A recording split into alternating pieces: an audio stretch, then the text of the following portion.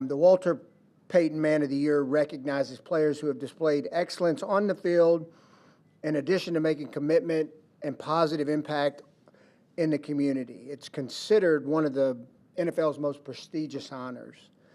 This year, we are honored to name Zaire Franklin as our team's Walter Payton Man of the Year. He joins a list of iconic and selfless Colts players who have made a difference in the community, both in the Indianapolis area and in their hometowns, him of Philly. You know, our organization places a really big impact or priority on giving back, and Zaire embodies that without question, to entertain, inspire, and unite by winning the right way, and he stands for all of that. I kind of went rogue on Connie here, you know, because I've followed Zaire and everything he's done, but he's been involved in countless community causes and initiatives. And his foundation, Shalice's Angels, who's named after his mom, goal is to inspire and ignite the potential of the community which it serves by teaching and educating young people, and to aim to show them not only how to maximize themselves in their community, but also teach them to see the world as bigger than their immediate environment. Now, I want you to think about that, because I'm about to read off some things here that he is involved in. It's easy to write a check. Like, that's easy. But it takes real caring commitment to your community and others to show up the way he does. And I've just seen it through the years, what his foundation has done, what Shalice's Angels has done. Financial Literary Summit, Shalice's Angels Career Technology Partnership with Google. He had a career day in H&B Sports and Entertainment. First annual Shalice's Angels Business Academy. Worked with a kindergarten, lower, and middle school on a uniform drive. Worked here in Indianapolis, the Boys and Girls Club. Partnered with on-site catering to serve Thanksgiving meals. Cornwell Middle School, provide them with hot meals during the holiday. A Sixers trip where they had a panel of employees talk about leadership and finding your way and following your passion. Had a huge bowling fundraiser of over 150 people to raise money for this cause. So he's not only just putting his name on it, he's going to work in the community and making a difference. And it's one of the really special things that I get to see that makes me really proud to have him a part of our organization. So on behalf of the Colts organization, congrats and thank you. Can't thank you enough.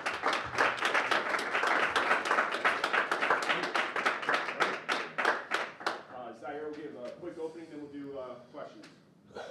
Man, so first I just want to thank the Colts organization, the Ursays, Chris, Shane, just for giving me this type of honor.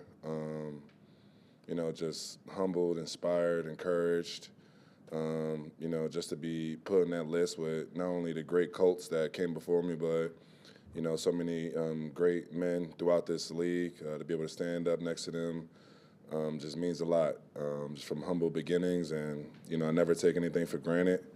Like you mentioned, my foundation named after my late mother and honor my late grandmother who raised me. They just always taught me to leave a place better than I found it. And that's, from the day Chris drafted me, he probably don't remember. I was rambling about a whole bunch of stuff. He was probably trying to pass the phone off after so many calls that day. But I remember one of the first things I told him was I couldn't wait to be able to get into the Indianapolis community and try to help those people out there. So, I just try to stay true to my word since day one. And, I'm thankful and blessed to be able to stand before you as the Walter Payton Man of the Year this year. So thank you, guys. All right, open it up. You said, I think you mentioned this before when we were at the Boys and Girls Club, like this sense of giving back came from your mother and grandmother. Can you talk more about that and just how that was instilled in you? Yeah, so, in my neighborhood, every voter day, my family was a family that ran the polls. And at first, I just always looked at it was cool. I always got a cool lunch. I was always off for school that day. And my mom and grandmother wouldn't be home, so I'm playing video games all day too, so that's pretty cool.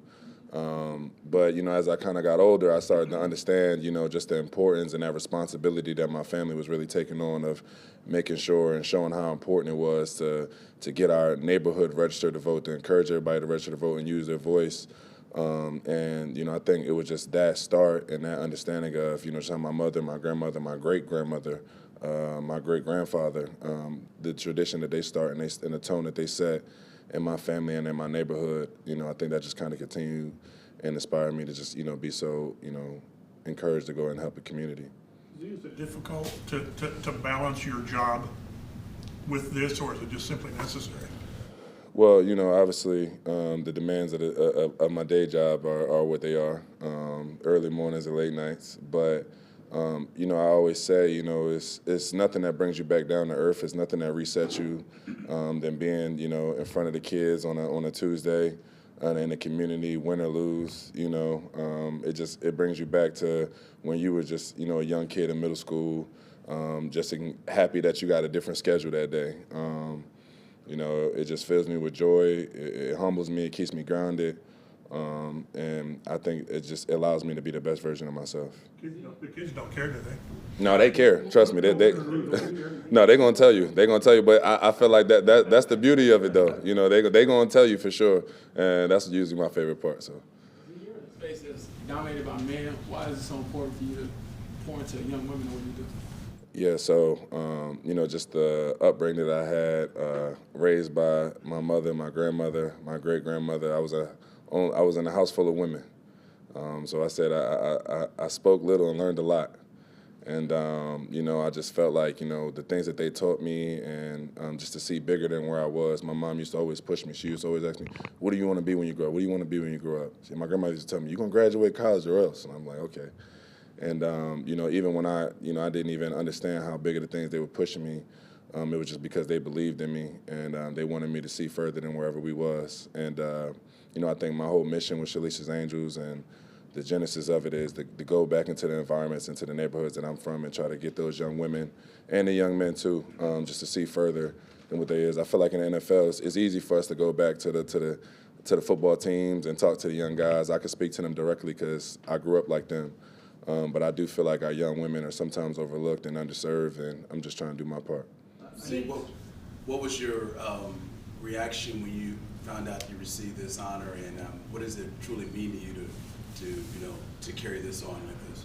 Man, I was just shell-shocked, humbled, just grateful. I talked to Kenny a lot about just how sometimes we, in the stage when we achieve things, and sometimes we just so busy as trying to move forward and look forward. Sometimes it's hard for us to really feel what, the gravity of the things that we actually earned. But, definitely just something I'm truly thankful for. It was something that was always a ultimate goal of mine, when I came into the league. And honestly, just this gotten this honor to me is just the validation and encouragement to keep going.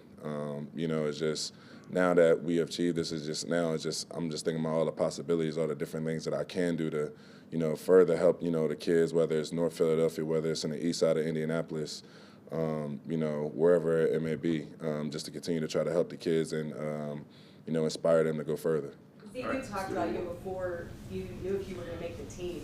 You were looking for ways to give back across Indianapolis. So much of your work is centered on kids. Since becoming a father yourself, how has that amplified the impact that you see you can have on children and your motivation to continue and find more and more ways? Man, now, I got a son, it's cool because now I'm bringing him on my community service trips. And we just can keeping the cycle going the same way, my grandmother and my mother inspired me to, help our community and help people. I want to put that in him early and just teach him that, it's bigger than us. It's bigger than yourself. And the best way to move forward is by giving back and helping people that, is less fortunate than you are.